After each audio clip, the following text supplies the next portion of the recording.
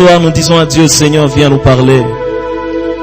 Seigneur, viens nous édifier, nous avons besoin de toi. Que je disparaisse cette année, mon Dieu, et que seul toi puisses parler à nos cœurs, que seul toi puisses parler à nos vies. Nous avons besoin de toi, Jésus. Ta parole dit qu'il leur envoya sa parole et sa parole les guérit. Que la parole qui sera annoncée ce soir, éternel mon Dieu, puisse faire quelque chose dans la vie de mon frère, dans la vie de ma sœur. Que ce ne soit pas un moment vain, un moment inutile que nous allons passer, Seigneur, mais un temps où tu veux changer nos vies, un temps où tu veux nous approcher encore davantage de toi. Il est écrit dans ta parole que monte ici, je te ferai voir ce qui doit arriver dans l'avenir. Seigneur, que nous ne soyons pas seulement une génération qui vit pour les choses de la terre, mais une génération qui aspire aux choses du ciel. Une génération qui garde dans sa conscience que Dieu existe. Merci, Père de gloire. C'est ainsi que nous t'acclamons, c'est ainsi que nous te rendons toute la gloire et tout l'honneur parce que tu vis éternellement. Sois élevé, Jésus, au nom de Jésus. Que ce soir, Dieu nous bénisse et que toute la gloire revienne au roi des rois, lui qui fait en sorte que nous nous retrouvions encore dans sa présence. Ce n'est pas parce qu'on vous a donné une invitation, c'est vrai que vous avez été invités, mais la Bible dit que c'est Dieu qui crée en nous le vouloir et le faire. Si nous sommes là encore ce soir, c'est la volonté de Dieu. Si nous sommes là ce soir, c'est parce que Dieu l'a voulu. Nous disons merci au comité de la JPM qui ce soir a encore voulu que nous puissions partager la parole de Dieu. La parole de Dieu de ce soir, c'est une parole qui au fond de moi depuis le mardi a été certifiée par Dieu. Alors que nous sommes venus ici, l'ancien Josué a commencé à parler de la puissance de l'œuvre de la croix.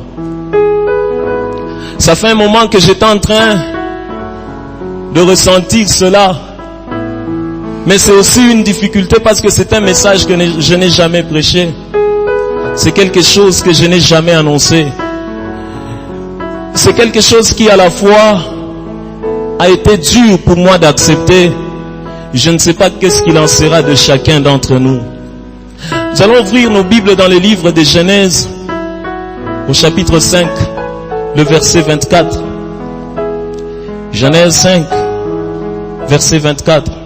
La parole de Dieu est en train de dire que Enoch marcha avec Dieu, puis il ne fut plus, parce que Dieu le prit. La seconde partie de ce verset, c'est la chose qui m'a beaucoup plus touché. La Bible est en train de dire qu'il ne fut plus parce que Dieu le prit. Vous savez, la vie chrétienne, la vie que nous sommes en train de mener, elle a un début et elle a une fin. Toute chose sur la terre, toute chose que Dieu a faite sur cette terre a un début et une fin.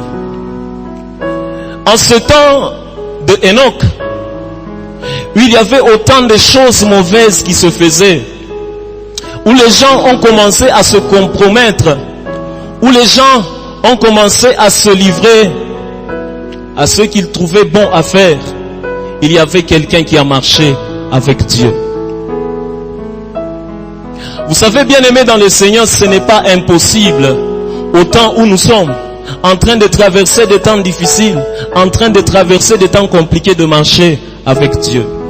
En train de traverser des moments compliqués où les jeunes gens peuvent se compromettre facilement. C'est vrai que c'est difficile, mais ce n'est pas impossible de marcher avec Dieu. La Bible dit qu'Enoch marcha avec Dieu. Et au bout d'un moment, il ne fut plus. Parce que Dieu l'a pris. Dieu l'a enlevé. Quand vous voyez Enoch, Enoch est le type de l'église que Christ reviendra chercher. Enoch est l'image de l'église qui aura marché selon la volonté de Dieu, qui aura accompli de A à Z ce que Dieu a dit. Enoch est le type de chrétien qui a refusé toutes sortes de compromissions afin de vivre au final dans la félicité céleste. Le thème que je vais essayer de parler, sur lequel je vais essayer de parler ce soir, très rapidement, c'est la pensée de l'éternité. La pensée de l'éternité. Comme je l'ai dit tout au début, la vie sur cette terre a un début et une fin. Ecclésiaste est en train de dire que chaque chose a son temps. Et il y a une partie qui dit le temps de naître et le temps de mourir. Il y a de ces personnes qui pensent que ils feront toute leur vie sur cette terre. Et après cette terre, il n'y a plus rien qui viendra.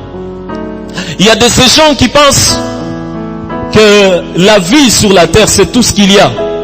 Il y a même de ces doctrines qui disent que le paradis de l'homme, c'est sur la terre. Après que tu aies vécu sur la terre, alors que tu meurs, c'est fini pour toi. Il n'y a plus rien qui t'attend. J'aimerais déjà te dire que cela est faux. Parce qu'il y a une éternité qui existe. Dieu n'est pas un mythe. Dieu n'est pas un mythe. La pensée de l'éternité, qu'est-ce qu'elle veut dire? La pensée de l'éternité veut tout simplement dire que nous sachions qu'à la fin de toute chose, il y a le ciel. À la fin de toute chose, il y a un enfer. La question de l'enfer et la question du ciel ou la question du paradis, ce sont des choses réelles. Ce ne sont pas des histoires que nous sommes en train d'inventer. Ce ne sont pas des histoires qui viennent de moi, mais ça vient de Dieu. L'œuvre que Christ a accomplie sur la croix n'avait pas pour objectif de te donner la bénédiction. L'œuvre que Christ a accomplie sur la croix n'avait pas pour objectif de te donner la bonne santé. L'œuvre que Christ a accomplie sur la croix n'avait pas pour objectif que je me tienne ici devant en train de parler de la part de Dieu. Christ n'est pas mort pour ça. Parce qu'avant que Christ ne vienne, il y avait des gens qui prêchaient. Avant que Christ ne vienne, il y avait des gens qui étaient malades et qui recevaient leur guérison. La guérison n'est pas venue avec le Nouveau Testament. La guérison, elle est depuis l'existence du monde. Alors Christ n'est pas mort afin que Médad prêche. Christ n'est pas mort afin que tel autre puisse chanter. Christ n'est pas mort afin que tel autre puisse prophétiser. Christ est mort afin que, au bout de tout, que tout le monde soit racheté et qu'il aille au ciel. Je sais que tu ne vas pas dire Amen, parce que moi-même je n'ai pas dit Amen quand j'étais en train de comprendre ces choses. Je n'ai pas dit Amen.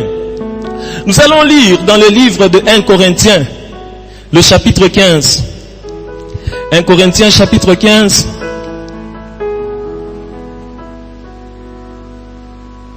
Je ne sais pas si nous avons trouvé. 1 Corinthiens 15, voilà. Je vais lire. Corinthiens 15, le verset 19. La Bible est en train de dire, si c'est dans cette vie seulement que nous espérons en Christ, nous sommes les plus malheureux de tous les hommes. Je vais essayer de lire une autre version, le français courant. La Bible est en train de dire que si nous avons mis notre espérance dans le Christ uniquement pour cette vie, alors nous sommes les plus à plaindre de tous les hommes. J'aimerais que tu sortes de ta pensée l'idée de croire que nous avons cru en Christ afin de recevoir les bénédictions. Que nous avons cru en Christ afin de recevoir une certaine prospérité, afin de recevoir une certaine évolution. Nous avons cru en Christ afin de posséder une certaine gloire. Ce qui est vrai, et ce que je ne nie pas, tout celui qui croit en Christ participe à la gloire de Dieu, c'est vrai. Les bénédictions peuvent nous accompagner. La guérison peut nous accompagner. La gloire, la renommée peut nous accompagner. Mais Christ n'est pas mort pour ces choses. Christ est mort afin que toi et moi, nous puissions aller vivre dans le ciel. Afin que toi et moi, au bout de toutes choses, que nous puissions le rencontrer. Est-ce que quelqu'un peut dire Amen? Christ est mort afin que chacun de nous aille le rencontrer. Ces gens de Corinthe pensaient que l'espérance qu'ils avaient en Christ, c'était seulement pour cette vie.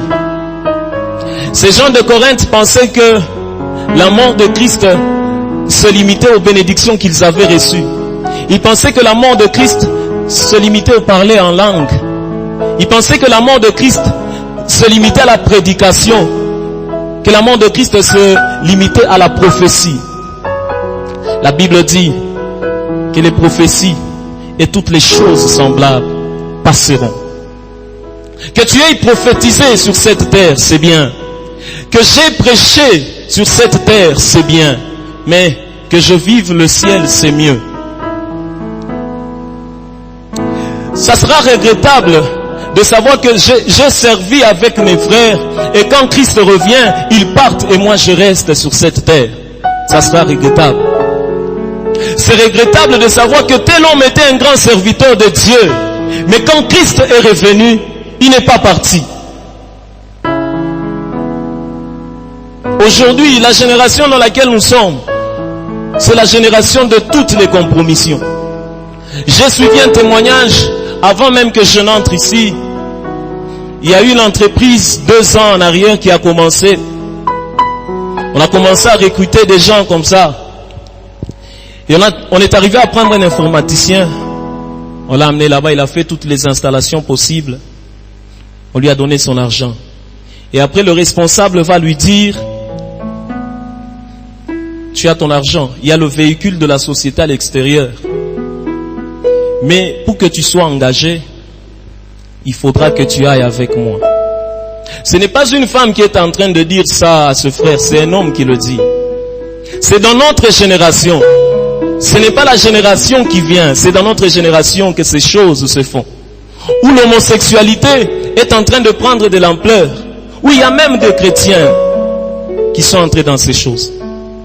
C'est dans cette génération où un homme peut facilement se taper la poitrine et dire: moi je suis un allumeur. Je ne sais pas s'il y a des gens qui connaissent ce que ça signifie.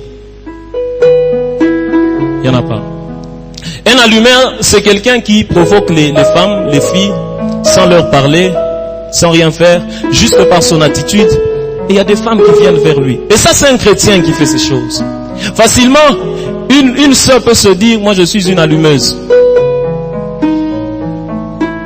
Les gens ont perdu la pensée de l'éternité, de savoir qu'après toutes ces choses, Jésus revient. Après toutes ces choses, Jésus revient.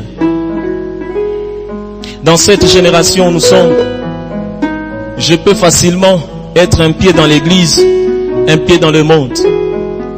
Je peux facilement venir à l'église, après que j'ai fini de prier, je vais en boîte de nuit. Ces choses me sont arrivées, je ne vais pas parler de quelqu'un d'autre. Il est arrivé des moments où je devais chanter dimanche matin, mais samedi toute la nuit j'étais en boîte de nuit. Peut-être c'est ton cas aujourd'hui. Il m'est arrivé de chanter, je crois dans les années 2014-2015, de chanter tout en étant ivre, ici devant. Les gens, l'église a perdu la pensée de l'éternité.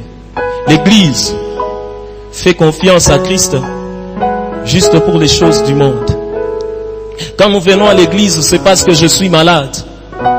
Je sais qu'il y a tel frère qui a un don de guérison qui va prier pour moi et je vais rentrer à la maison en bonne santé.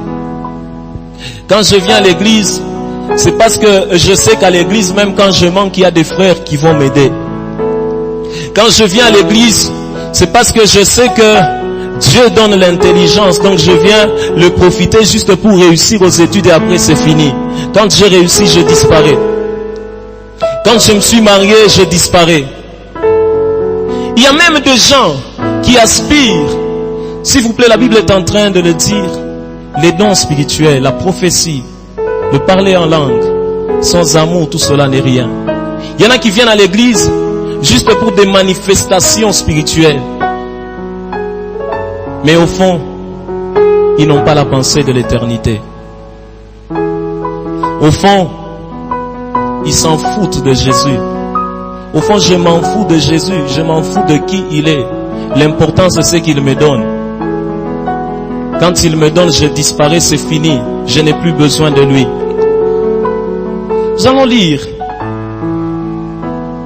2 versets, toujours dans le livre de 1 Corinthiens. 1 Corinthiens 6. Corinthiens 6, 9, 10. La Bible est en train de dire, vous savez sûrement que ceux qui font le mal n'auront pas de place dans le royaume de Dieu. Ne vous y trompez pas. Les gens immoraux, c'est la première catégorie de personnes qui n'hériteront point le royaume des cieux. Les immoraux. Les adorateurs d'idoles. Les adultères. Les pédérastes. Les voleurs. Les envieux. Les ivrognes. Calomniateurs ou malhonnêtes n'auront pas de place dans le royaume de Dieu. Toute cette catégorie de personnes que je viens de citer n'ont pas de place dans le royaume de Dieu. Je ne sais pas ce qu'il en est de toi, ce qu'il en est de moi ce soir. Chacun connaît le chemin dans lequel il est en train de passer. Chacun connaît la réalité de sa vie. Suis-je un adorateur d'idoles? Suis-je un impudique? Suis-je un voleur? Suis-je un envieux? Ce qui est vrai, nous n'avons pas de place dans le royaume de Dieu. Le royaume de Dieu appartient à ceux qui sont honnêtes et qui se sont préservés des choses du monde. La mort ne promet jamais le jour où elle arrivera. Il y a des gens qui se lèvent en bonne santé et vous apprenez le soir qu'ils sont morts. Je ne viens pas t'intimider. Ce qui est vrai, tu ne vas pas mourir à cet âge. Tu as encore une longue vie que Dieu t'a déjà préparée afin que tu vives tout le plan qu'il a pour toi. Mais ce qui est vrai, après, il y a la mort. La parole de Dieu dit qu'il est réservé à l'homme de mourir une seule fois. On ne mourra pas 2 fois, une seule fois. Et après quoi vient le jugement. Le jugement sera fait sur base de comment on aura vécu sur cette terre. On ne va pas me juger selon le nombre de prédications que j'ai données. On ne va pas me juger selon toutes les fois où j'ai jeûné. On ne va pas me juger selon où toutes les fois j'ai prié. Selon toutes les fois j'ai fait des miracles, j'ai donné des prophéties. On va me juger sur base de ce qu'a été ma personne sur cette terre. Pendant qu'il est encore temps, reconsidérons nos vies, reconsidérons notre marche avec Dieu. Voyons comment est-ce que nous sommes en train de marcher. Voyons comment est-ce que nous sommes en train de nous comporter. Est-ce que notre comportement peut nous amener au ciel? Est-ce que notre vie peut nous amener au ciel? Ce soir, pose-toi la question, est-ce que tel que tu vis, tu peux aller au ciel? Les hypocrites n'ont pas de place dans le royaume de Dieu. Les hypocrites n'ont pas de place dans le royaume de Dieu. Les adultères, les impudiques n'ont pas de place dans le royaume de Dieu. Et les choses que je suis en train de citer, ce sont les choses sur lesquelles l'Esprit a insisté. Les hypocrites, les impudiques. Certainement qu'il y en a au milieu de nous. Je ne suis pas en train de le dire parce que ce sont des choses qui se font maintenant dans la jeunesse. Je suis en train de le dire parce que c'est l'insistance que j'ai reçue de la part de Dieu. Tu peux beau servir Dieu, mais si tu es hypocrite envers tes frères, tes sœurs, envers les responsables, envers le pasteur, envers les amis, tu n'as pas de place dans le royaume de Dieu. Je n'ai pas de place dans le royaume de Dieu. Dieu ne viendra pas prendre les masturbateurs. Dieu ne viendra pas prendre les voleurs. Il viendra prendre une église sans tache ni ride. J'aimerais que nous soyons de la génération d'Enoch, des gens qui marchons en ayant la pensée de l'éternité. Nous marchons tout en sachant que Christ revient. Il dit dans le livre d'Apocalypse, Maranatha, je reviens bientôt. Ce qui est même pire, c'est que ce sont les chrétiens qui se moquent du bientôt de Jésus. Ce ne sont pas les gens du monde. C'est nous les chrétiens qui disons, ah, bientôt il y a Jésus. C'est qu'il y a où ta couille? Bientôt il y a Jésus. C'est que bien qu'on y bilef. Et c'est comme ça qu'on dit de Jésus, c'est qu'il ne viendra pas. C'est que bien qu'il y bilef fou. Anata karibu na couille. Mais il est à la porte. Il est à la porte. Il est à la porte. Ne fais pas semblant ou n'aie pas honte des hommes. Moi, je refuse d'avoir honte des hommes. Quand j'ai un problème avec Dieu, je cours rapidement vers lui pour arranger. Parce que je sais qu'il en dépend de ma vie après cette terre. Le plaisir de la terre. D'ailleurs, pour les études, on dit que les Congolais ne vivent pas au-delà de 45 ans. La majorité. À part ceux qui ont quand même un bon train de vie et tout. Et même si nous atteignons un âge un peu au-delà de 45, c'est juste la grâce de Dieu. Mais considère un peu cette espérance de vie là. 45 ans, 50, 60, même 100. Comparé à l'éternité. L'éternité, c'est-à-dire un temps qui ne s'arrête pas. C'est un temps qui ne s'arrête pas. Je vais perdre mon éternité à cause des choses du monde. Je vais perdre ma vie à cause des choses du monde. Ce soir, qu'un jeune le refuse.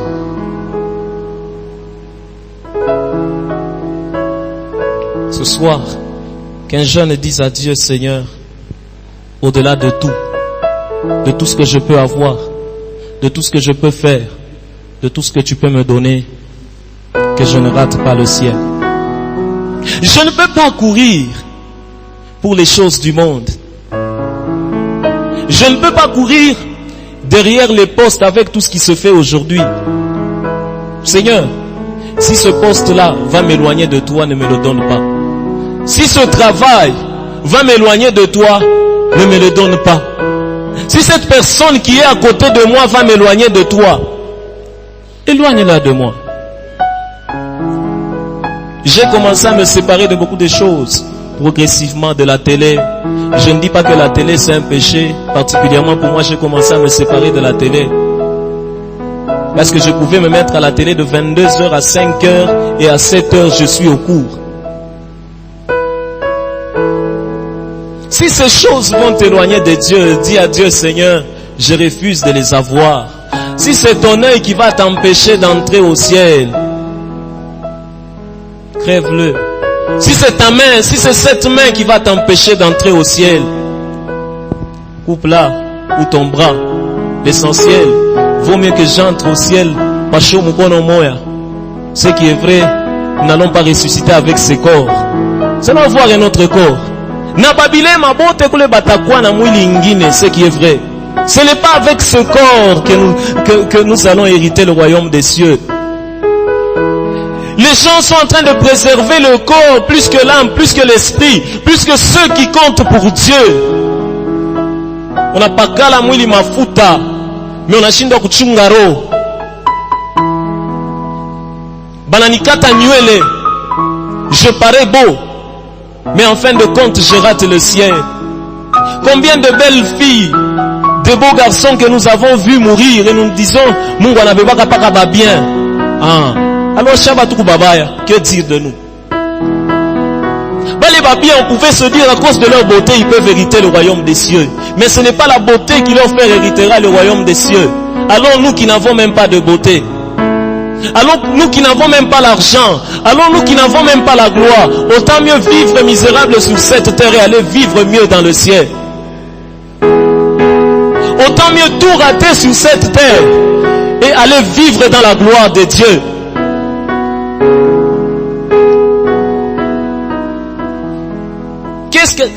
Que sert-il à l'homme de gagner toute la terre et tous les biens de la terre, et au final de rater le royaume des cieux. Il ne te servira à rien. Ça ne te servira à rien, absolument toutes ces choses. Qu'on parle de Mobutu, qu'on parle de Michael Jackson, qu'on parle de Billy Graham, qu'on parle je ne sais pas de qui, je ne sais pas celui que vous connaissez. Ces gens-là entreront au ciel grâce à ceux qu'ils auront été sur cette terre, pas à cause de leur renommée. Ce n'est pas en faisant le bien, ce n'est pas en aidant les pauvres que tu vas hériter le royaume des cieux. Il y en a qui disent, moi je suis bien avec les gens, je donne, je fais, je prie. Ce n'est pas la prière qui nous amène au ciel. Ce ne sont pas les prophéties qui nous amènent au ciel. Le seul visa qui nous amène au ciel, c'est de croire en Jésus-Christ sur cette terre et de mener sa vie conformément à sa volonté. Si la jeunesse comprenait ces choses, nous allons vivre tout en nous rappelant que Christ est à la porte. Sinon, nous allons vivre en oubliant qu'il y a une vie après celle-ci. Vous allez prendre l'exemple du pauvre Lazare et du riche. C'est là que vous comprenez qu'il y a un enfer et qu'il y a un ciel. Mais la volonté de Dieu, il dit, ce que je désire, ce n'est pas que le méchant meure, c'est qu'il change de conduite et qu'il vive. C'est cela la volonté de Dieu. Si ce soir je suis dans une mauvaise conduite, Seigneur, aide-moi à changer et à vivre.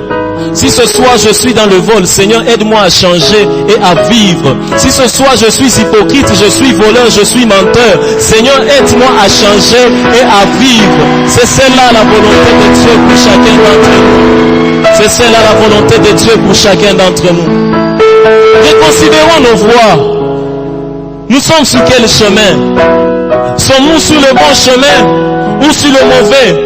Il dit que je mets devant toi deux chemins, le bien et le mal. Je préfère que tu choisisses le bien afin que tu vives. C'est celle-là la volonté de Dieu ce soir. C'est là la volonté de Dieu ce soir. Que tu choisisses le bien et que tu vives. Gardons cette pensée. J'aimerais que nous lisions quelque chose, une dernière. Et après quoi je vais faire un appel. Nous allons lire dans le livre d'Ésaïe 55, 7. Ésaïe 55, le verset 7. Voilà, la Bible dit que le méchant abandonne sa voie et l'homme d'iniquité ses pensées. Qu'il retourne à l'Éternel qui aura pitié de lui, à notre Dieu qui ne se lasse pas de pardonner. Peut-être tu t'es dit qu'avec ce que j'ai déjà fait, Christ ne peut plus me pardonner. Il a encore en réserve beaucoup de pardon. Il cherche les pécheurs afin de leur accorder le pardon et qu'ils vivent. Si tu es dans cette catégorie des gens qui n'ont pas encore donné leur vie à Jésus, confesser que je donne ma vie au Christ, qu'il soit mon sauveur et mon Seigneur personnel, tu vas juste élever ta main. Si tu n'as jamais donné ta vie à Jésus, je ne parle pas de ceux qui ont déjà donné leur vie à Jésus, mais si tu es là ce soir, tu sais que maisha yako yampachaka yo Yesu, uteka tu mkono yako yulu. Et si nous ne sommes pas là, gloire soit rendue à Dieu. Mais seulement, si tu es dans une mauvaise voie, pendant ce moment, nous allons tous aller à genoux. Je vais donner juste 2 sujets de prière. Si tu es dans une mauvaise voie, dis à Dieu, Seigneur, aide-moi à reconsidérer mes voies et à revenir vers toi. Si tu es encore sur le bon chemin, dis à Dieu, Seigneur, fais-moi grâce, afin que je persévère jusqu'à la fin. La Bible dit que celui qui aura persévéré jusqu'à la fin sera couronné. Alléluia. Oui, dis-le à Dieu, Seigneur, pardonne-moi, parce que je me suis mal conduit. Et si je viens à toi, tel que je suis. Prends-moi.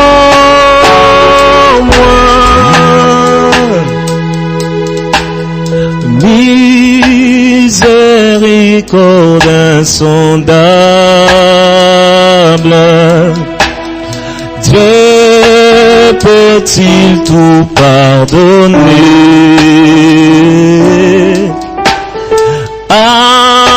absoudre un si grand coupable, et mes péchés oubliés. Jésus, je viens, Jésus, je viens à toi, tel que je suis, je viens à toi. Oh, Jésus, je viens à toi, tel que je suis. Prends-moi. Nous qui sommes ici devant, nous pouvons aller à genoux et nous disons à Dieu, Seigneur, nous revenons à toi. Toi qui as dit, celui qui vient à moi, je ne vais pas le renvoyer. Reçois-moi. Je me suis égaré, je suis allé loin de toi. Je veux commencer une nouvelle marche avec toi. Reçois-moi et fais-moi grâce. Nous prions et nous appelons le président Patrick qui va sceller cette prière sur la vie de tout un chacun. Est-ce que nous pouvons prier?